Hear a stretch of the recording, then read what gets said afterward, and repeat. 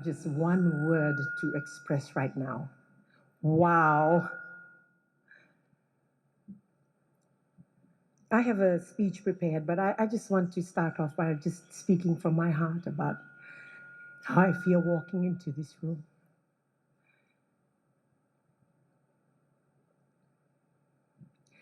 I just want to thank each woman that's sitting here in this hall.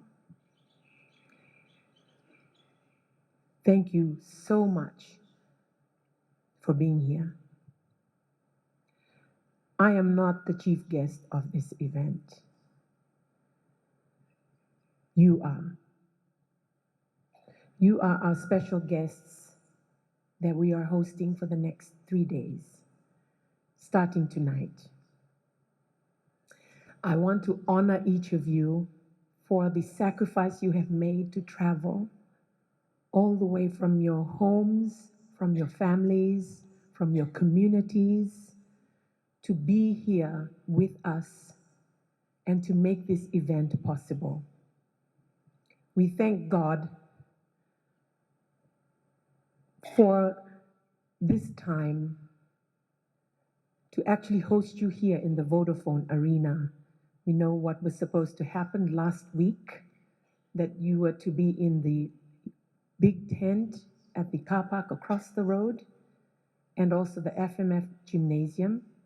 But by God's grace, we are all housed in this very hall. And I think we just need to give ourselves a hand, and I want to thank especially your patience as we reorganized this event, but to ensure that it happens right after our inability to do so because of the cyclone. And I acknowledge if any of you have gone through any trials and struggles because of the cyclone. But we thank you for your resilience, that even though the cyclone happened, you still made it here today. Thank you so much for coming to share of your talents and gifts and what I see around me here today. For the people of Suva, and I believe the people of Fiji who are watching, to be able to partake of what you have brought with you for this expo. I wish to acknowledge the presence of His Excellency, the Australian High Commissioner, Mr. Erwin McDonald. Thank you so much for being here. The Government of Australia has been right behind us in our efforts to bring to you the National Action Plan to prevent violence against women and girls. I want us to give a big round of applause to the Government of Australia, who has made it possible through funding, so that in the next 4 years we're able to implement this National Action Plan. I wish to thank my dear sister and friend, Shamima Ali, coordinator for the Fiji Women's Crisis Center, who's also here with us tonight, who through her very able and strong leadership has seen this National Action Plan actually come to fruition, because she has just been right there with the ministers before me, my predecessors, to ensure that this was brought to the forefront. Now you may ask, why have I brought you out of your comfortable accommodation and you've settled in and you went home and then you've come back again? Thank you for coming back again for us to sit and just talk about this very important, very vital document and very vital plan that we have to roll out for the next 4 years to prevent violence against women and girls. You are here because you are our women that we need to take care of, that we need to look out for. You represent our women. You represent our girls as mothers, grandmothers, aunties, sisters, so that we can all together work to be able to protect our women and protect our girls.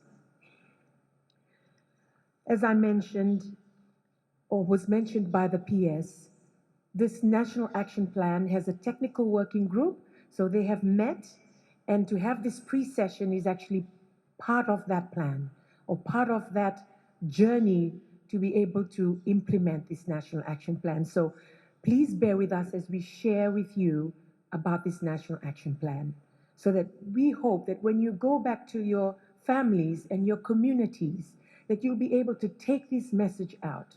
You will have ownership of this plan, that you will be able to influence those around you. You'll be able to gather your women. You'll be able to gather your men, your leaders in your communities to come on board so we can actually be able to tackle this, what I call is a national crisis, and that is the violence faced by our women and our girls.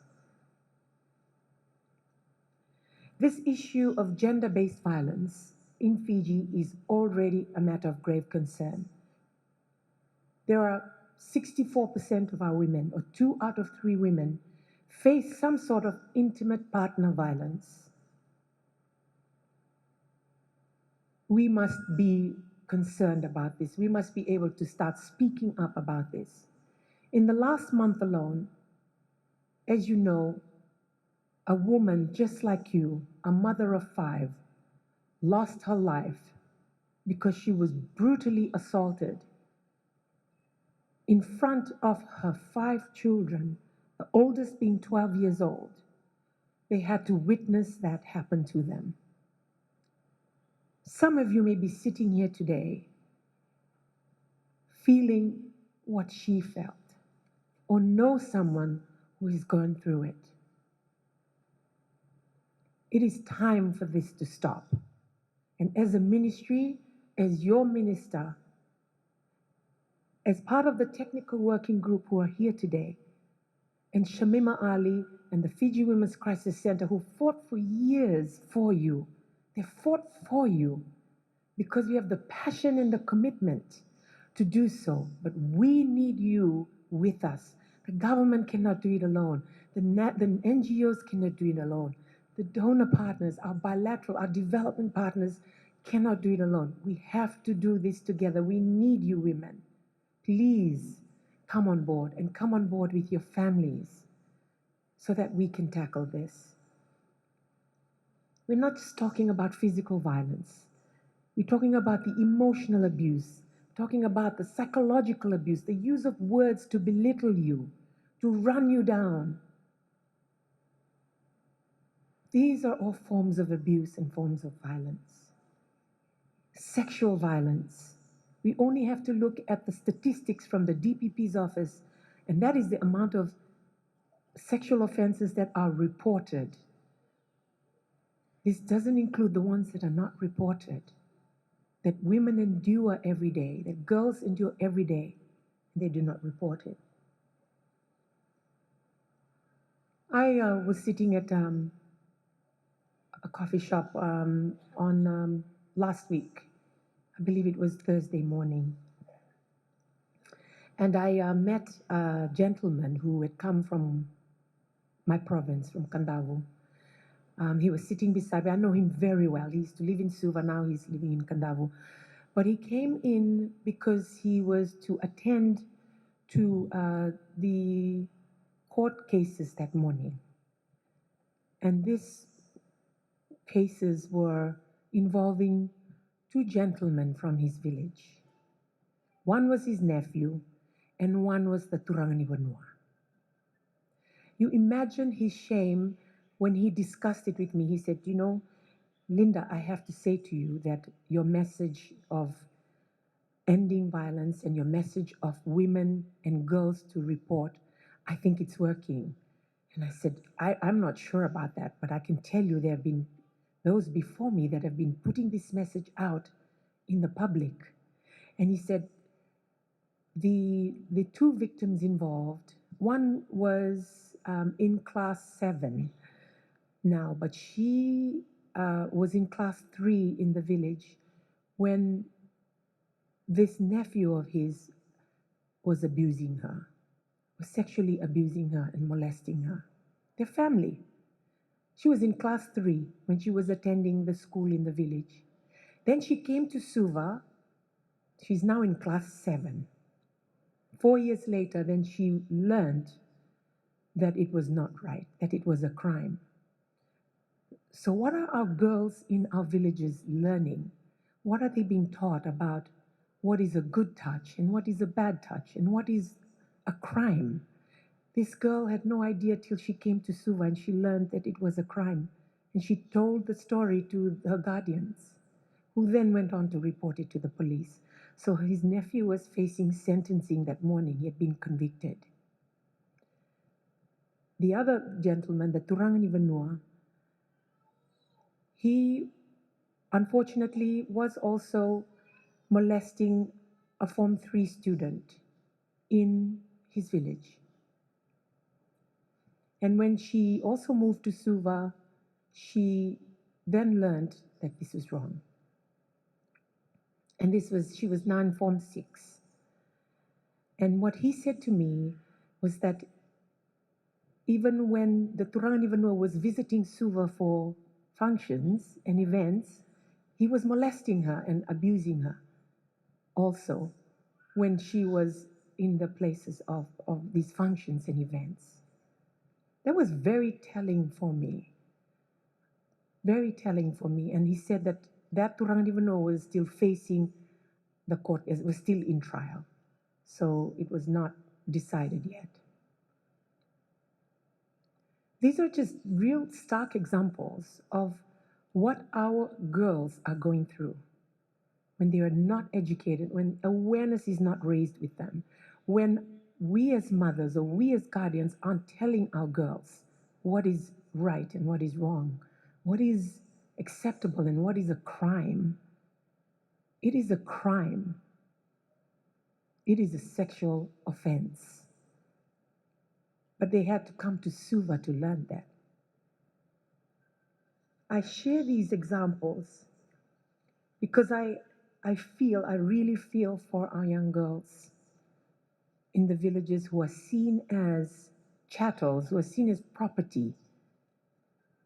Yeah, often we hear the term used by the elders or by the older men in the village. Yanangau. Yeah, we've heard that. And it's like a joke. Yeah, she's mine. It's a 14-year-old, 13-year-old. Are seen as property, are seen as chattels. And you know what was the sad part about it was that these girls had to come to Suva to learn this, and they shared that they were not being heard when they shared it with their own family members in the village. They were not heard. When they shared it, it was just pushed aside. Are we the women that are protecting the perpetrators? Are we the women that are protecting those who are doing wrong to our daughters? Those who are committing a crime to our nieces and our children? Or to other women? Or are we the women that are standing up for what is right? That are speaking up? It is a crime. There is no other way around it. It is a crime. And imagine the trauma that these young girls now face forever in their lives unless they get professional help to help them through with proper counseling. I share these examples because this is what we are dealing with. 2 out of 3 women, and children, 4 out of 5, which includes these girls because they're underage. What are we going to do about it? So in this pre-session of the National Women's Expo, we are very, very excited for you as you come together to be able to share of your talent and your skills and to economically empower you. We believe it goes hand in hand with our responsibility to see to this National Action Plan or to support this National Action Plan with the ministry, with government, with NGOs, to ensure that as we roll this out, we will prevent violence before it starts. We will see the signs, we will see the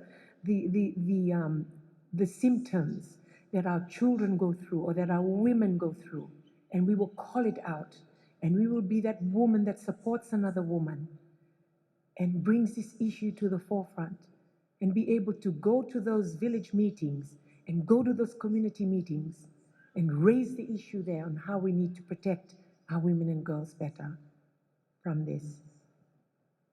With these words, I declare this pre-session officially open, and I look forward to talking more with you. And I wish I didn't have to do this. I wish I came and we just talked about positive, happy stuff. But we are confronted with this truth. We as women and girls in this country continuously face violence, continuously are hurt, continuously are bashed, continuously are raped. And unfortunately, some of us lose their life as a result. This must stop. That's a challenge for all of us here. And as I declare this pre-session open, I look forward to talking with you more. I wish you the very best for tonight and for the rest of our 3 days together. Thank you.